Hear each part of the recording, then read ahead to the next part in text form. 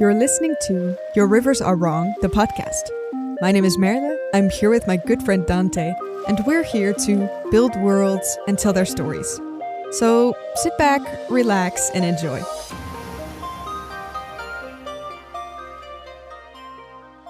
Well, hey there, so nice of you to drop by. Welcome, maybe even welcome back to the Your Rivers Are Wrong podcast. I'm one of your hosts. My name is Dante. Yes, and I'm your other co-host, and my name is Merle. Yeah, and today, as with all days before and forevermore, we've got another episode filled with ideas and insights on world building and the art and appeal of storytelling through this unique medium. We're going to pretend like this is the first time we recorded this intro. It's fine. It'll keep going. We're super professional. Yeah, of course. Yeah. Now, we've each chosen our own topics to bring to the table today. But before that, I just wanted to say that your Christmas card finally arrived in my mailbox, and it was just the warmest thing I've ever read in a long time. And oh boy, crazy. Shipping across the Atlantic Ocean does take a little bit of time. I know. I have to say, I was also late myself, but not so late that you should have gotten that card only now. That's fine, you know, that's I can fine. totally blame this on the post service. No, they're great. Yeah, they're doing their best. At least it finally arrived. Yeah. Yeah. I just have to confirm, you drew the cover of the card, right? Yes, I did. Yes, I That's did. my friend. crazy.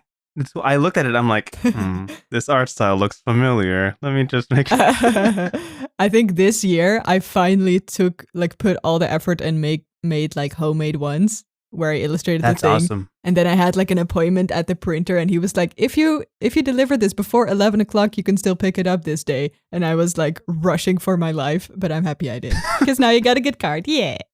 Let's see, what else did I want to... Anything you wanted to discuss before Oh, the I have a thing. podcast? Yeah, go ahead. I have a thing. Last time we talked about academia, our Okay. beloved subject, dark academia. And I can't believe, after I listened to your edit again, right before we uploaded it, I can't believe I didn't mention this one work that I love, because it's literally the sort of the holy grail of dark academia, and I didn't mention it. I can't believe it. Oh, do tell. Here you go. It's the big, classic, beautiful book, The Secret History by Donna Tartt. And everyone should love it. It's like a brick of a book. It's giant, it's heavy and serious, and people smoke in it all the time, and they're super snobby, and it's one of my most favorite books ever. And I wanted to mention this because it has to be in here. I can't believe I forgot about it. So there you go.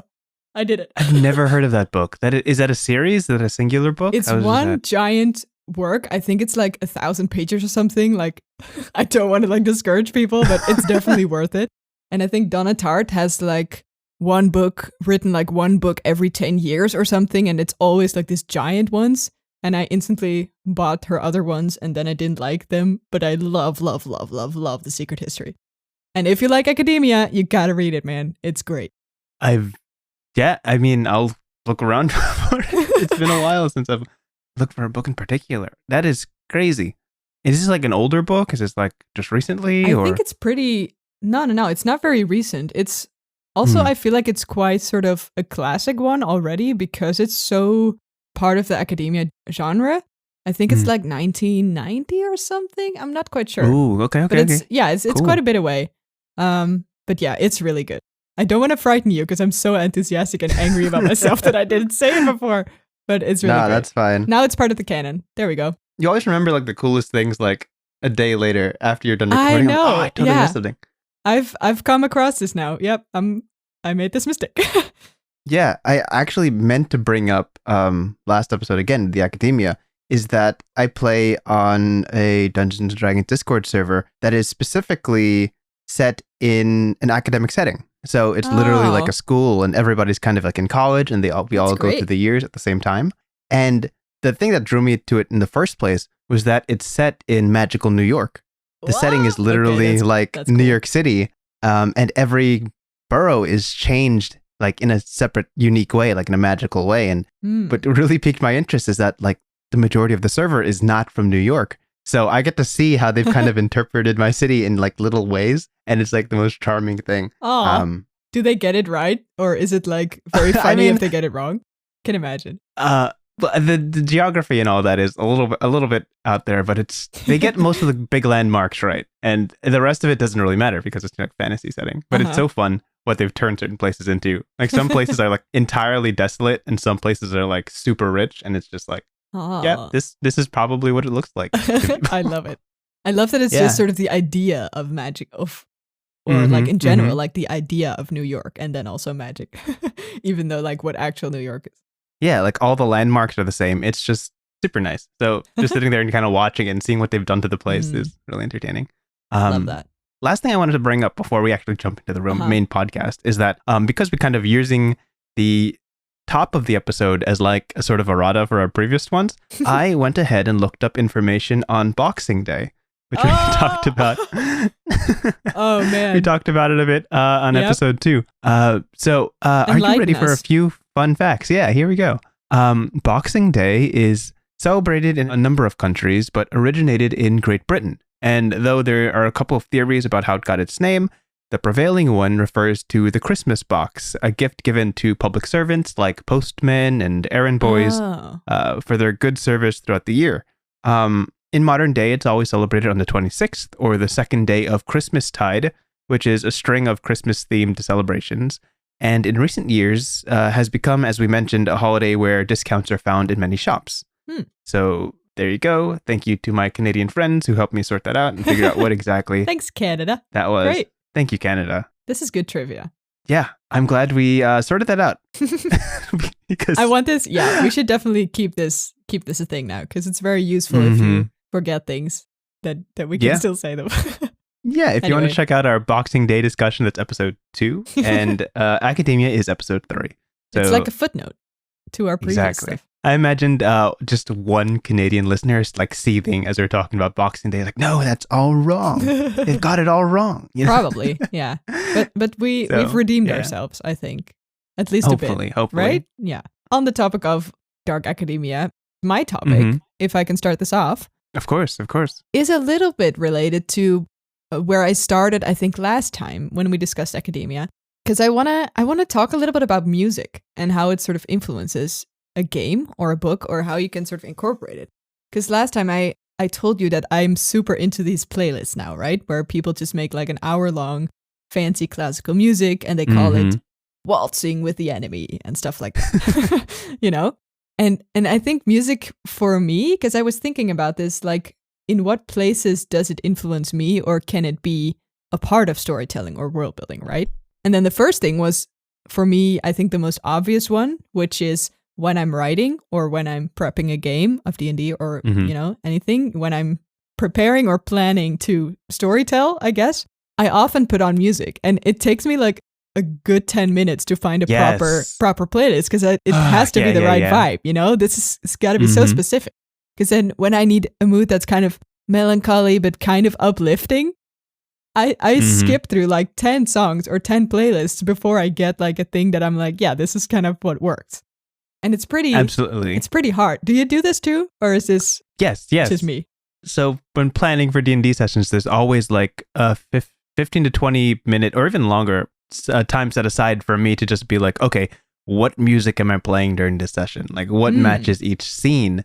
And you can't just look up melancholy but eventually uplifting music instrumental 1 hour, you know? At some point you've seen them all. Yeah, it's a problem. Yeah. Do you use music in every game that you run? Yeah, I have a small list of songs that are just kind of generically good in every situation. There's a musician named Jeremy Soule, and he has just a bunch he has an anthology of music that is seen in games like Skyrim, so large scale adventure games. And it always kind of matches at least the intro mood to the session. And then I can kind of branch off into more exciting music or more tense music. But it's still every session I always feel like I got to get it just right because the music behind whatever they're playing or whatever they're doing is so important into setting the mood and setting the scene. Do you also feel like you have to change things halfway if things go differently or if the mood changes? Oh, yeah. Or do you always kind of make it work with the music that you prepped? No, of course. I have said in session with my players, I'm like, all right, just give me a second. Just going to change the track. I feel like the mood has shifted. So the vibe has changed. So let me just set this one up. And then I play the music and they're like, oh no, he's playing the battle music. Something's about to happen. What does it mean? Yeah. It's good power to have. I have to say, I've been having a bit of trouble with it since the bots on Discord that I usually used have been like in and out so much because of, I think, a copyright claim or something. I'm not sure. Yeah. Because now I have to, every session I'm reminded because the bot doesn't work that the bot doesn't work. And then the first 10 minutes it's always like, oh fuck, I gotta figure this out now. I've been doing that for like 4 sessions and I really should figure it out now that I think about it because it's super annoying. But yeah, so I've just been like, hey, here's a 1 hour long video game music. Let's go generic, nice. And then just one thing, you know, but it doesn't really work. Yeah, it's nice to be able to shift it around. Yeah, I believe I started a Google sheet for myself a while back of just music that I liked, and I would set keywords next to it. So I would put the link and I'd be like calming, ambient, wide open field. And then I'd put like a small description being like, this is a song of rest. This is a place where the players aren't stressed out. Oh, and I'd kind of leave that there. And then I put it like, and I'd have a growing list. Some would be like ominous, some would be like charming or whimsical, and some would be like tense, and some are like mournful. Like those keywords help me figure out really quickly what the song is about before I grab it for the session. That's very nice. Yeah, I like that method. So you have like a big archive now, kind of. Yeah, and it feels sometimes music feels like an intangible. Like it's. What does that mean? Some scenes don't work the same way if there's not music behind it, and sometimes that could just be a failing of like the verbal narrative that I speak. Not being able to hit the right mood points with the words that I say. But I'm reminded of a video I saw a long time ago, actually, like in the early days of YouTube, where there was a scene of a car. It's kind of like the opening shot of a movie, a scene of a car driving down a long road. There's a big grassy field on both sides, and they're like traveling through, I don't know, some sort of route in the Midwest or something like that. And they would play this scene over and over and over again, like 5 or 6 times, but each time there'd be a different music track behind it. Oh, interesting. And yeah, so one is like, you know, charming banjo and guitar, and you can feel the scene is like the opening to a road trip movie. But then they change it to something like a little more quiet and ominous, and it's like, oh wait, maybe this isn't going to turn out so great. And those little things, the things that music adds to it is wordless. There's no lyrics to those songs. Nobody telling you it's going to be dangerous. You know, there's no like implicit.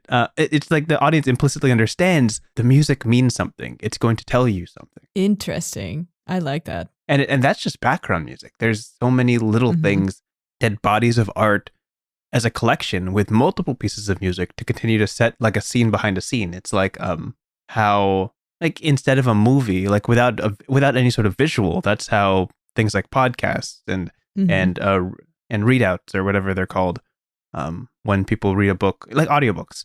That's how yeah, like how you can kind of paint a picture without having to describe the sky is dark and stormy, it's rainy everywhere. You know, people can kind of just get the mood from the music behind it. Yeah, for sure. I think music is also. It's nice that you touched upon this a little bit already. What I also love when it's specifically more of a cinematic device, and I'm saying cinematic, but I don't necessarily always mean in movies, because you're definitely right with the audiobook thing, because that's also very much immersive and sort of atmospheric, you know, when music is added to that. But I think specifically, I remember, I'm going to talk about it again, but it's a good series. The last Agni Kai between Zuko and Azula. In Avatar. In The Last Airbender, yep. Yeah, where they have like sort of a final firebending battle that is sort of about everything that the whole series have set them up for. Exactly. Right? And to paint a little picture here, they've never been on good terms with each other. Azula is super dangerous. Zuko is finally sort of coming around and on the good side now. So they have this sort of ultimate clash. And that happens in this firebending battle. The only thing that we see on the screen is a sort of wide shot, so from far away, of these two incredible, super powerful benders, both with their own color of fire. So you have the super bright blue fire and bright orange fire, and you don't hear any like Foley. There's no footsteps, there's no screaming, there's nothing. You just hear this sort of, I think it's a string or a cello piece or something. It's super sad, and you just feel the impact and the weight of it. Very often I'm thinking this is such a good musical choice to put only music here and nothing else, because it completely sort of isolates the whole scene from Exactly. the already great series. But, it's super impactful because of that. And I think there's more instances of that. It also made me think of, I think it's a 29 or 2012 or something movie with Keira Knightley, I think, where she did the Anna Karenina movie. And there's one scene in that. This is sort of a classic costume drama, right? And there's one scene where the sort of love interest and Anna Karenina meet each other in a sort of waltz. And at some point, this music sort of swells, and suddenly all the people around them are stuck in time, and they just keep on dancing forever. And at some point, everybody's gone, and this music is super intense, and you only see them as if they're in a sort of spotlight, and the rest of the world doesn't exist. And sort of the balance between realism, but also sort of in-story versus out-of-story music, because the waltz is played, they are dancing on it, is super interesting to me. And I think it's such a nice, I don't know, storytelling device, but it also changes up the whole experience if you use it wisely. Especially with the Agni Kai scene. There is an Agni Kai song, the very intense kind of drums and build-up and the chanting that plays all throughout the series. And then with the final Agni Kai-esque battle, they don't use that music at all. It's as if that emotion has passed and it's been replaced with this mournful track. And it's something that the fact that like music can kind of predispose you to think about certain scenes in certain ways is something that you obviously know. It's used incredibly well in as motifs in musicals. One of my favorite examples, and the more I look into it and the more I re-listen to the track, the OST, the more I realize Hamilton is just it's a masterpiece in musical design. Of course. Because every character has their own little riff, their own little theme. It might just be a couple of notes in a sequence. It might just be like a key or a very simple thing. And every time that little motif comes up, the characters are talking about them. Like, how I'm not about to sing on podcast, but Eliza has the notes that follow her name, like Eliza, something like that. And that's just thrown into songs. Like any time she's brought up, and you're reminded immediately of her scenes. And as the play goes on, right, as the musical goes on, you build more and more and more of these motifs. So the songs towards the end, as with a lot of musicals, they're just pulling motifs left and right. They're like, oh, remember this. And they're blended so nicely into a singular song that it's like reading between the lines in audio form. It's so nice. I love it too, because it doesn't feel like you're sort of explicitly saying something as the composer, but you definitely are. But it's so, I don't want to say subconscious, but sort of intuitive or something is the better word, I think. I think there's a YouTuber called Sideways that does a lot of super nice video essays on this, and he talks a lot about leitmotifs and stuff. And it's really nice how there can sort of be a subtext or a sort of melodic subtext under whatever you're saying. Because as soon as you, for instance, I don't exactly remember where Hamilton used for example, the Eliza motif, but as soon as you would put it in, I don't know, a scene that's about mourning or about anger, suddenly you're linking that person with whatever's going on, in front of your eyes, literally, like in the first quote unquote layer of the story. And it's really nice. And sometimes it's not even spoke out implicitly. They might not even mention the character, but just throwing it into the subtext of the music, it's something you kind of realize later. It's like, oh, they were talking about this person. Yeah, for sure. It's super interesting. Hamilton's great. Dante, this is one of the reasons that I should live in New York. Maybe the only reason, like musicals. You can come by anytime, I swear. The doors are open. I'm going to watch all the musicals, all of them. You're going to just schedule a week of musicals? Absolutely. I'm not even kidding. This is like a real thing that has to happen if I ever go there. Come through. You got to time it just right, because Broadways are open and closing. I was just gonna say, like theaters has been closing again here in Holland lately because of the COVID situation, and I'm so craving theater. Oh, I hate it. I don't like this. It's so sad. I mean, necessary and everything. Like, I don't have to talk about this with you, of course, but I miss theater, man. Theater's great.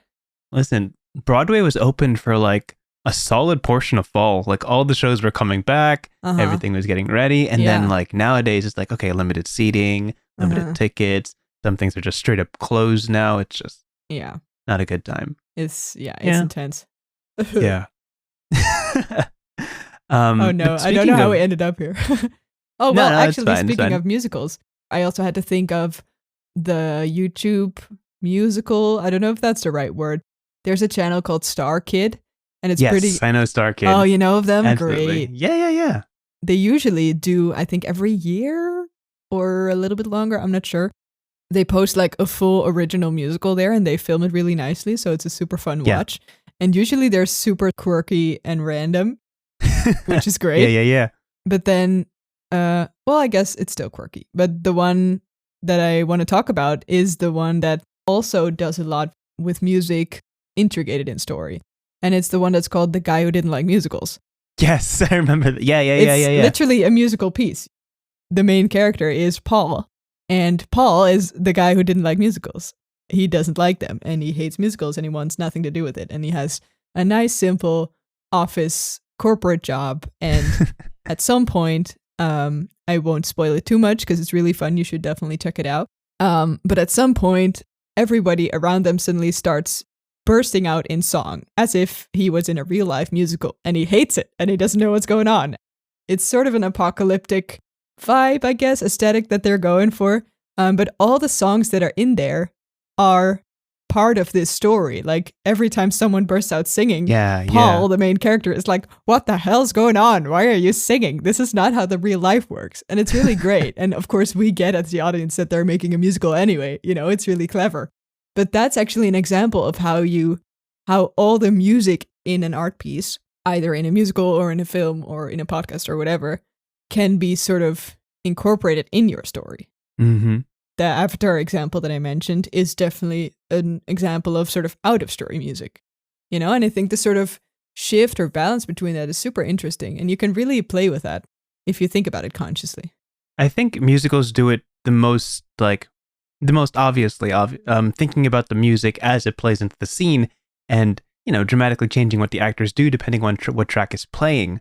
The degree to which the music impacts the storyline is seen like in different ranges, as if the musical is the most obvious. And then kind of, if you look at like movies, some scenes are perfectly fine without music, but music is kind of thrown on top. And how soon the music production team is entered or introduced to the process is kind of states how well they're integrated.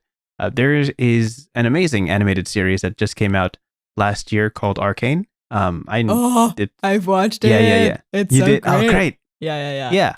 And every episode, they'd make a point to make one scene entirely tied to music. Right. Yeah, I've heard of this. Usually, you could just throw on some random hype track on these big old fight scenes, but they made sure to time certain hits, certain lines, certain movements to the words of the song. Or as you're transitioning from one environment to another, the music just immediately changes, and you can feel the impact of when the music production team was brought into the process and saying like, oh, okay, so this is what's happening. What kind of music are you playing? And depending on what music you have here, we're going to illustrate something else. And that's so hard to do, especially in an animated series. But when you do it right, oh, chef's kiss. So good. Yeah. Totally agree with that. Yeah, it's so nice. I think in general, that series has a really refreshing approach on it. It also reminds me of the, oh God, I keep forgetting names on this show every time I have to think of something. Oh, it's called Samurai Champloo, I think. I haven't watched it entirely. Oh, snap. But it's like 20 years old, yeah. I think so, yeah. But it's a pretty famous anime, I think. I kind of forgot the plot, I'm not going to lie. But the setting is like sort of, what do you call that? Like feudal Japan. I don't know this English word, but yeah, feudal Japan. It's like the samurai age where, you know, it's sort of medieval / samurai vibe. But then every music that's played is super hip hop or R&B, I should say. Yeah. And the contrast is super refreshing and interesting. And I think the same I felt with the Arcane series, even though it has a different, you know, aesthetic, but still it's really, really well done in that one. Yeah. Anime has a tendency to just pick very out there tracks to set the mood, even though it might be like anachronistic. Tapping into like R&B and hip hop in anime is definitely something that's been happening for a long time. Oh, that reminds me. Just recently, and this is just my inner like anime fan coming out. They dropped Let it a out. teaser. They dropped a teaser for the anime series Bleach to return after a long hiatus. It's been like 6 or 7 years since the series ended. Now, Bleach came out in 2004, right? Mhm. Well, the anime came out in 2004, and I've been a fan since like the first episode. So when the trailer came on, and then they pull out like the main character's theme song, right? And they've revamped it. They've improved on it. There's like new guitars Ooh, behind it. There's like synths sexy. and pops, and I'm hearing like this hype track that threw me back to like preteen years. And I'm just like, oh, it's back, like, and all the memories are flooding back. Amazing. I can picture the music this is so just, bad. Yeah, that's great. I was just sitting there just looking at all the characters with all their updated graphics and art styles because, you know, new age, new artists. And then you hear the track that's been played every time the main character gets like super hype and excited, revamped and like improved for like the new era. I'm just like, oh man, this is so satisfying. So Yeah, that's great. Yeah, there's like the hidden nostalgia, man.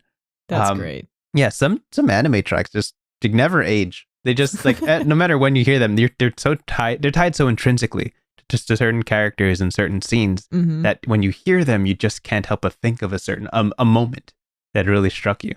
Like I have music that is tied to specific moments of my life, like my real life. And whenever I hear them, I start thinking about like people or places or events, and it's just it really describes how music kind of sets the stage, and it kind of prepares the listener for whatever story is tied to it. Yeah, that's really true. I think for me also, music is very much the most intuitive art discipline. People are probably going to disagree with me, but for me, whenever I listen to music, I'm the most easily transported, or how do you say that? Like, I really love music because it's making me able to access emotions very easily, unlike other art disciplines, which is kind of strange because I'm a visual artist, you know, I illustrate for a living basically, but somehow music is to me super intuitive or more intricate or natural as an art discipline to express emotions because it's so tied to your body or to a certain response or something that you have. And with visual art or with film or other types, you know, sculpture, anything. Yeah. I usually don't have that response, or it has to be so good that it triggers that within me. But I rarely have that, and I have that a lot if I hear good music, you know, which is very interesting. And I think that's also why it's so powerful as part of another discipline, or as part of a D&D game, or as part of a movie, you know? Yeah. No, I totally get it. Like in the field of music theory, like we're both musicians. Like the whole concept of major and minor keys is that this sort of note evokes a specific emotion, you know? And you play the minor key if you want. You play the minor key if you want to make it a little more sad. You play the fourth chord variation if you want it to be suspenseful. And there's certain chords that lead to other chords that invoke a sense of build-up and resolution. The fact that like use these combinations to evoke a certain feeling, that's the core of music at the heart of it, really. It's crazy. That also, by the way, maybe to wrap this up, reminds me of how music can also quite literally be part of a story, not only, you know, in the Starkid way where people start singing and that's basically the plot, of course, but also in like movies such as Kubo and the Two Strings, for example. I don't know if you've watched it. Yes. By sort of strumming his, guitar or something similar, he makes paper fold into place and he creates these magically folded origami pieces that help in his journey. And, you know, it's kind of the way he does magic. You know, it's the same in D&D again.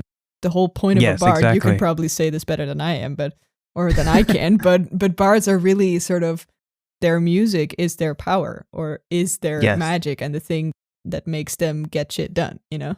I know we were going to close on that, and I totally agree that the phrase basically music is magic is pretty apt, like even in fictional media and in like real life. I think a memory that will never leave me and kind of set me on this path of just very much enjoying world building. When I was younger, probably like 6th grade, somewhere around that, I had a start that many creative minds of our era do, I joined like a writing board, like a role play board, where you would make a character Oh, okay. and just kind of interact with other people's characters and just kind of But learn the in ropes text, of that. you mean, right? In text, Like as all a in forum, text. sort of. Yeah, it may Mhm. probably not the best idea for somebody in 6th grade, but there was, and it was like a fictional setting, and I'm pretty sure that the theme was like, it might have been Naruto or something like that. We all just made our own ninjas. So maybe just to paint a picture here, is it like, because I know what this is because I've done this too, Mhm. but it's basically so you write a post and then people respond with an in-character response post, kind of. Exactly. Right? Yeah, you talk as if you are this character that you've made up, and somebody responds in text of their character reacting to what you've done, and it's kind of step by step. Yeah, it's like each paragraph is one POV and has a different author, kind of. Yeah. And I'm just realizing how foreign that idea might be to people. Yeah. If you're not familiar with it, it's pretty strange, but it's really great. Yeah, I've enjoyed that too. And I remember I wasn't the best of writers back then, of course. It was really that kind of setting that set me up to be a more prolific Mhm. writer. But I remember there was an adventure that like 4 or 5 people were putting together, and there was one guy in the lead of it. He was a bit older than most of us. Again, not something you should do in 6th grade, but it's probably in his mid-20s. And he was kind of taking us on this adventure. And I remember he made a post, and it was like 5 paragraphs long. And at the top, he said, "All right, listen to this music track as you read this." And of course, you click it and you put it on, and it was like some mystical chanting music, something you would find like in the opening of an anime game. Okay. It started with like droplets of water, and then slowly opened up, and you can feel the music swelling and growing into what would be the reveal of a magical world. And as this guy wrote what was happening in his text, every beat of the song, he would have like a different paragraph describing what's happening. And I remember just the clearest visual ever. And it was that moment that I'm like, wow, I can see this. I can see all of this. That's right? amazing. Yeah. And that specific moment may have opened me up to just writing scripts, playing D&D, all of that. And to this day, I cannot find the music track. Oh no! I can't find it. I've looked for years and years. The board has been shut down. The website is shut down. There's no way to go back to it. But I remember nothing else so vividly as that exact post. Oh, that hurts my soul, but it's so beautiful. Yeah, that's amazing. I love that you still have this memory that as a sort of start of everything. That's great. Yeah. I feel like I know a lot of people that now do D&D or are actual like published authors that started in writing forums like that. Yeah, of course. Like I remember it was him and one other person. Whenever they would have a conversation with each other in character, I got to witness like 2 expert storytellers just going at it. Beautiful. Like combating each other. Yeah. And it was just such a good experience. Oh, so amazing. Yeah. I love that. Yeah, music might be too broad a topic to handle in one episode, but it is like between the two of us, there's plenty we could talk about. Oh, yeah. Is it all right if we bump to the next topic? Of course. Yes. Cool. What did continue you bring? Onwards. I kind of touched on it a little bit when talking about why I loved that intro music to Bleach. Today's topic that I'm bringing is about main characters. So what my questions I want to bring for today is in the art of storytelling, what makes for a good main character, and how much does a main character impact the process of world building when it comes to writing?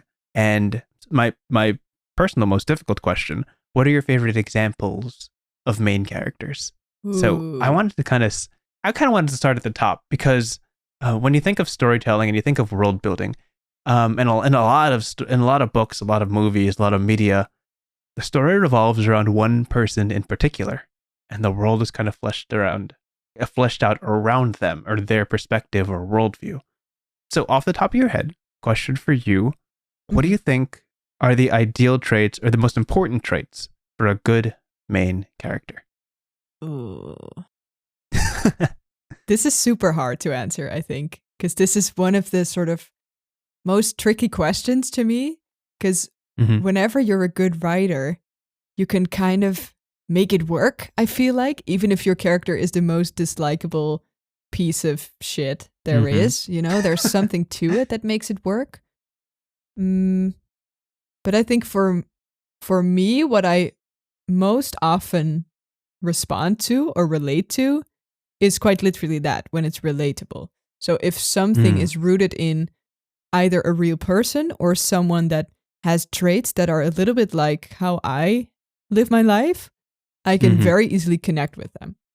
You know what I mean? If someone has a specific, for example, I find it very hard to get angry at people. That's just a thing I'm very bad at. Even though I feel angry, I can't really say it, you know? And if a character in a book or something has that too, or is struggling with that too, then I can relate, because that's my problem or my issue too. And it's very interesting that you sort of get a connection through recognition, I would feel. But then again, there's also characters that are super angry and super dislikable, like Azula, or like any, you know, people that are so different from me. And then if it's interesting enough, it's harder for me to be convinced by them. But once I'm convinced, I'm really interested because it's so different from me, if that makes sense. Right. I think one of the key points for a main character, just in general, I think this might be unilateral or universal across all main characters, is to feel empathetic towards them. Whether you agree with their viewpoints or not, the ability to kind of stand behind the main character, understand where they're coming from, and not necessarily agreeing or disagreeing with their choices, but really once you accept their viewpoint or perspective, how they express that, you can be like, okay, that makes sense. You know, this is important to them, and I should do that. Main characters are such a hard topic because even in world building and even in storytelling, at the end of the day, main characters are still a tool to tell the story. You know? Yeah. Because how you view literally everything you've created, how you view the world, and how you view the events that are happening is always through this, not always, but usually through the perspective of a specific person. So it's always skewed. It's a little bit skewed towards how they see everything. Like some things are evil, some things are good, some things are bad, some things are like favorable or desirable. And there's like different nuances to main characters depending on how the author wants to use them. I'm thinking specifically in literary media, in books and such, for now. Yeah. Like to pull back on something we talked about last episode, like Harry Potter. You want to take a main character. Harry Potter is a main character, you know, and you see the dichotomy of good and evil through his eyes. You're told that like his family, his living family, is mean. His friends are good. Slytherin is bad. Voldemort is evil. Like things are kind of explained to you like that. Yeah. And I remember when I was younger, I was reading Harry Potter, and I was like, okay, that makes sense. I mean, he's a kid. I'm a kid. Like I get it. Like these things are difficult for him, right? Yeah. And then as the series progressed, I very distinctly remember on the 4th and 5th book, Harry was starting to make decisions that I didn't agree with. I was like, okay, but I wouldn't do that there, you know. I wouldn't get all hung up on this. I wouldn't. Like you're being too hard on yourself. Or you're being too angsty. Like, come on, just think about it logically. And sometimes Harry would fall into specific emotions, and I'd be like, okay, I have to understand where he's coming from to appreciate the decisions he's making. And that connection or subsequently disconnection from a main character very much fulfills how much a reader is invested in the story. Once they, if they can stand behind a character and root for them, the story is told in a much more visceral way, or it feels much more visceral to the person reading it. On the opposite side of the coin, not necessarily opposite, same genre. If you look at a character like, I think it's Bella from Twilight. Sure. The main character. A lot of criticisms of the Twilight series is that the main character is a self-insert, which is specifically a main character that is very simple and basic and easy to understand to the point that the reader can feel like they can insert themselves into the story. Kind of be like, oh, this could be me. That what they do could be what I do. And then they feel the story in a different way depending on what the main character experiences. It's like you're experiencing it because it could very much be you. So when you're crafting a story, when you're kind of putting something together, you have to decide, is the character going to be relatable to a fault, to the point that the reader could very much see themselves in that position and kind of live vicariously through their decisions? Or is the character something that the reader has to come to understand. Their viewpoint, their perspective, their decisions. There's kind of that growing pain. I was going to ask, is it then also that you felt less invested in the Harry Potter series when you were a little bit more disconnected from Harry's decisions? I did feel like, it might have been just I was younger and, I read the books like at a point where I just really liked magic and all that. Also important? Yeah. Not to be mistaken here. Yeah. And as your mind kind of develops like critical thinking skills, it's like, maybe that wasn't the best call, Harry. Maybe you shouldn't have done that. Maybe you shouldn't have lashed out at your friend. But it's so easy to say that from an outside looking in as someone not in that situation. Mm-hmm. I don't think it messed with my investment in the series, but it suddenly Harry Potter felt less like a this could be me book, and instead felt like a let's root for Harry kind of book. Right. Yeah. I see what he's going through, and let me just stand behind him, sort of deal. I think there's also something, I think I'm going to call it tough love, that happens if you are invested in a series for a while. For example, Harry Potter, or I had this a little bit in the Hunger Games. Which ends like super tragically, but then I love Katniss so much that I just felt the anger and the sadness for her, even though I didn't like that she threw herself into things in the end or stuff like that. But then because you've spent so much time understanding and sort of knowing where they came from, you've sort of passed a threshold there, I feel, when you're so invested that whenever they do something stupid, it breaks your heart. Instead of that, you're like, oh, it's badly written. I'm like, Katniss, how can you? Yeah. Exactly. Yeah, there's a sort of difference to that investment or something. Even though then the character turns to shit or the character becomes annoying. I still love Katniss. Don't get me wrong here. But it doesn't really matter because they're so realistic to you at that point that you just start judging them as if they were real, I think. And I would then be offended by the person instead of by the writer. You know what I mean? That's got to be a testament to the author then. Like if you can, for sure, if you can be like, oh, I can't believe they did that, instead of saying, oh, I can't believe the author made them do that. That's really what you want, I think. Because then no matter how dislikable or stupid your characters are, you've made them believable and people start caring about them because they're angry about the person. Oh, this reminds me, by the way, of the whole sort of drama around The Last of Us 2. Laura Bailey and Ashley Johnson were in that series as voice actors, or in that game, I should say. And then Laura apparently got a lot of shit thrown at her, like super scary emails and people hating on her online, stuff like that, because she played the villain in the series so good. Like she was so good at her job that people started hating her for her work that she did, which is crazy to me, but also shows that you then, even though it's super shitty, of course, to get death threats or whatever the shit she had to go try. Yeah, I can't, of course, talk about that. But I think it does say then that you have done such a good job that people are actively like offended by it, like in their heart, instead of that they're like, oh, I don't like this art piece. No, they actively dislike the person and start connecting the voice actor to the person because they're so real in their head that the real person becomes the character that they dislike in the video game series, which is awful, like but very good. Yeah. Then that must mean she's very good at what she does, Yeah. Yeah. This also reminds me, by the way, of characters that sort of lie to you as the reader. Yes. I think at one point I read a really good young adult novel. I think it's called The Graces by Lauren Eve. I don't think I can talk about this without spoilers, so if you want to read it, stop here, I guess. All right, here we go. First spoiler alert of the podcast. Because at first it starts out as a sort of quite easy or simple main character, the way that you described, right? Like you can sort of place yourself in the situation, and it's mostly the characters and the setting around her that's interesting and intriguing. There were like these three sort of witchy type siblings that were super interesting and impactful, and she wanted to be friends with them so bad because they were so cool and weird. And that's the whole first half of the book.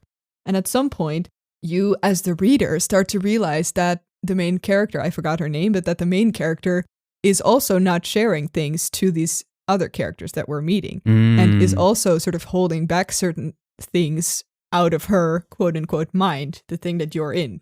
Like even her own thoughts are sort of refusing that she has this secret that she's carrying with her. And at the end of the book, finally that stuff comes out, and that makes you so shocked because you really trust the sort of eyes that you're looking at this. Yes.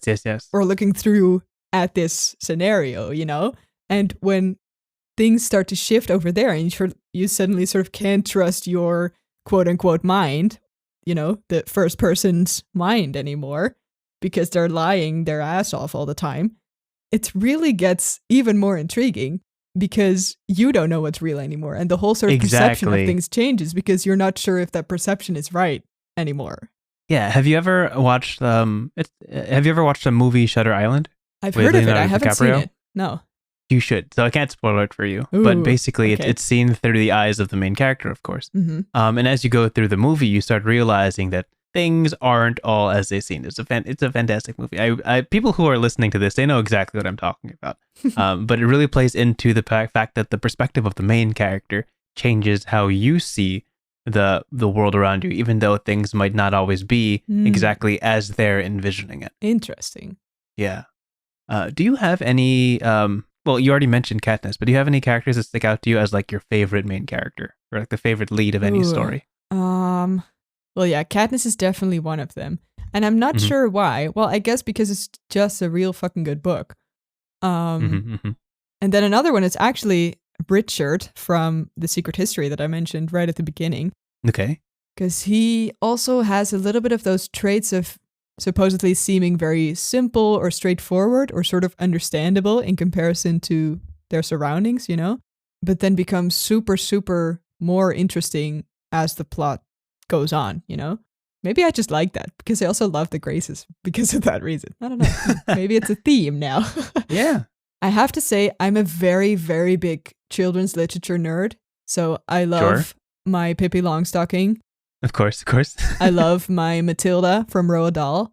Oh, yes. Great. And I think that is a little bit because of what I said earlier. Like if I can relate to a character and somehow I do that more with children characters or with younger main characters, because I think it has more of those sort of honest feelings in them than often adults' books can have, which is neither good nor bad, but it really resonates with me for that reason.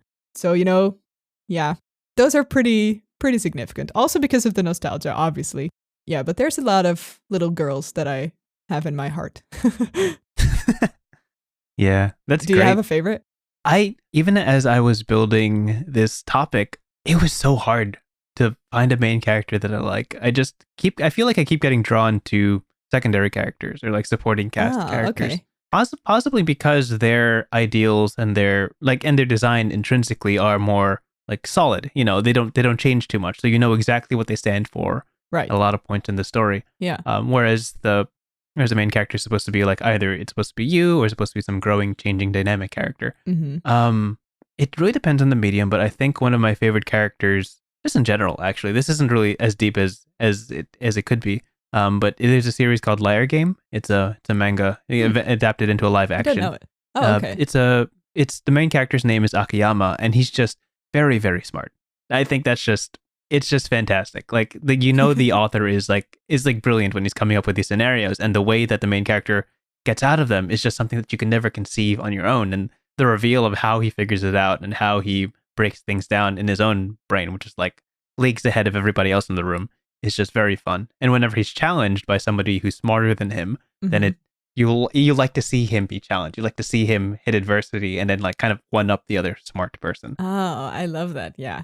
You really get a sort of, God, I don't know the word, I think. How do you say that? Like expectation from the scenario then, if he constantly gets out of stuff. The anticipation, I think. Anticipation. Yeah, there we go. Yeah.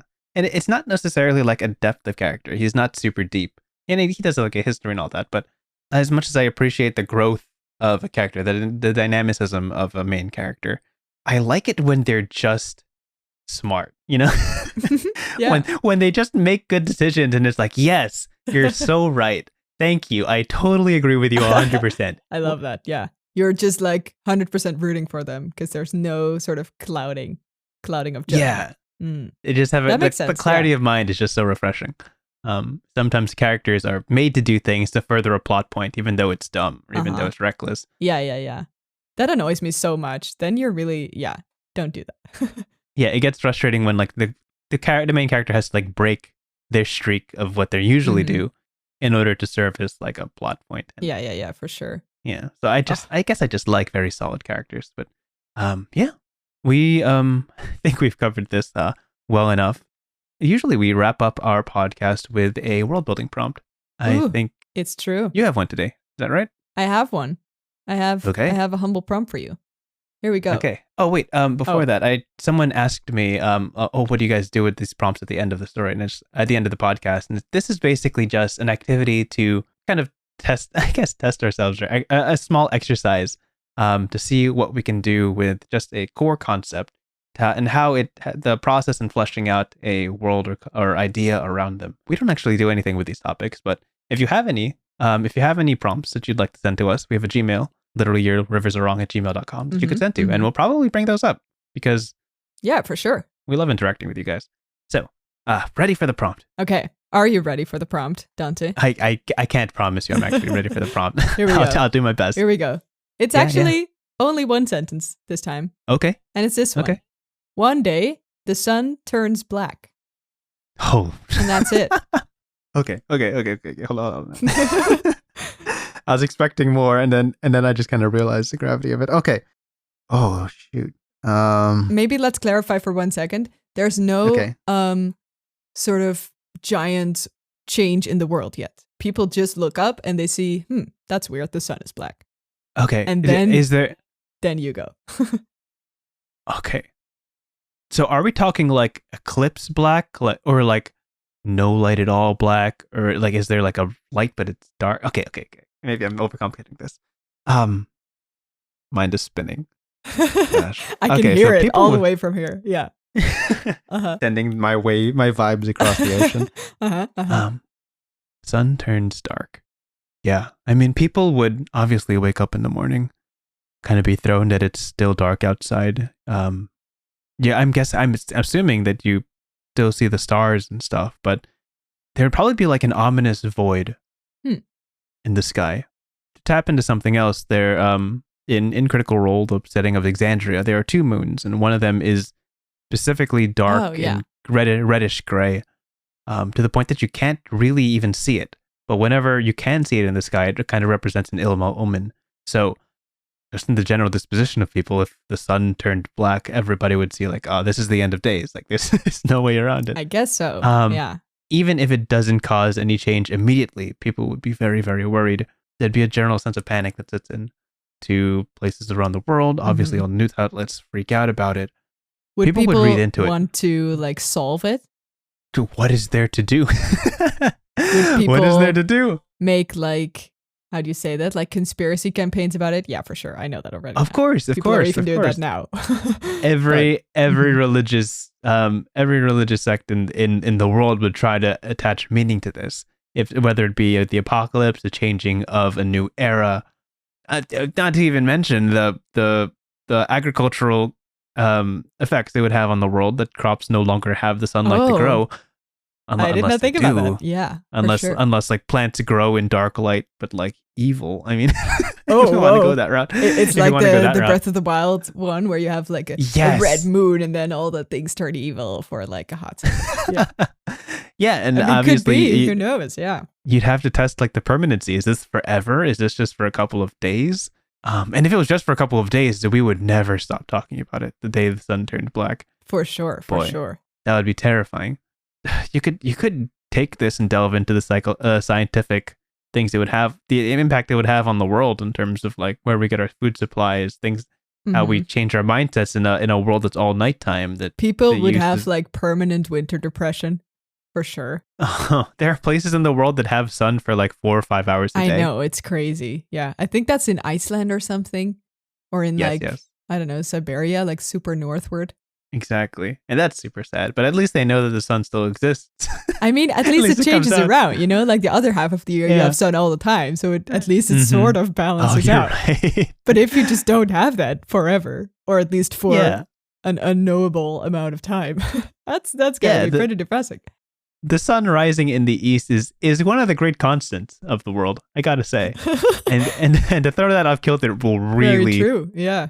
throw people for a ride. Yeah.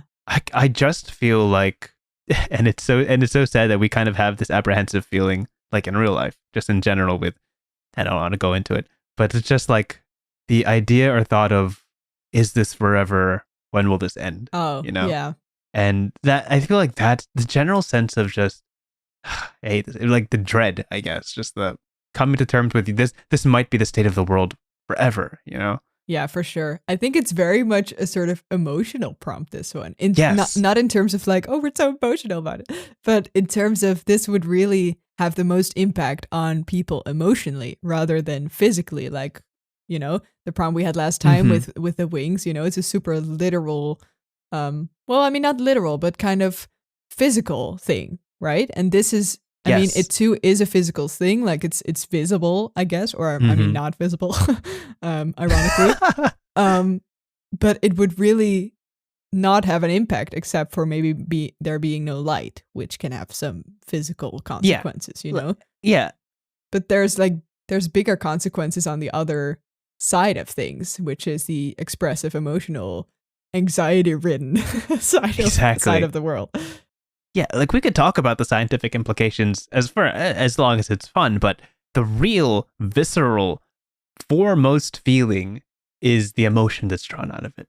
Like how it feels, like not in your brain, but like in your heart. Like what sort of weight does it put on it? I think so. And I think this is maybe why I wanted to talk about this one, is also maybe because I think some things really can have that reaction, like a very physical thing, like a random planet appearing or the sun turning black, can really fuck with people as a group or as an emotional being.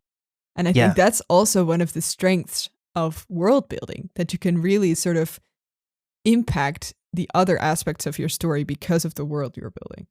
Yeah, and it doesn't have to be based in logic at all. Some things just evoke certain emotions. Like we talked about music, music pulling at emotional heartstrings isn't really a scientific thing. It just is, I guess so. So the universal constants in our life, like the sun, like the people around us, just the environment in general, things that we've come to accept, and things that like bring us happiness and other emotions, just kind of flip that. It triggers something in us that isn't entirely logical and isn't entirely scientific. That's just wild, right? Well, it's interesting storytelling. Heyo. Hey. For sure. Okay. Well, on that note, thank you for joining us in talking about the sun turning black. Yeah. Definitely one of the darker tones we've ended our podcast on. I'm sorry. No problem. It happened. It happened, and that's just kind of what happened. So, if you want to know what happens on our next episode of Your Rivers Are Wrong, you'll just have to tune in next week. Thank you so much for joining us. It has been a pleasure as always. Thank you, Merle, for your amazing prompt, and I just love this podcast so much. Me too. I'm having such a great time. I can just talk about all the movies I want, and all the musicals I want, and all the D&D that I want. Yeah, it's great. And all of that will happen next episode. Thanks for joining us, and as always, your rivers are wrong. Yeah, they're pretty wrong. Have a great one.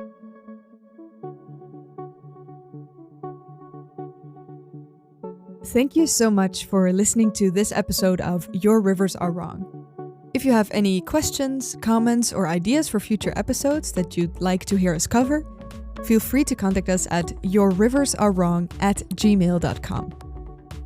Our intro and outro music is written by Maarten Schellekens. Thanks for that. And again, thank you so much for listening. We hope to see you at the next one.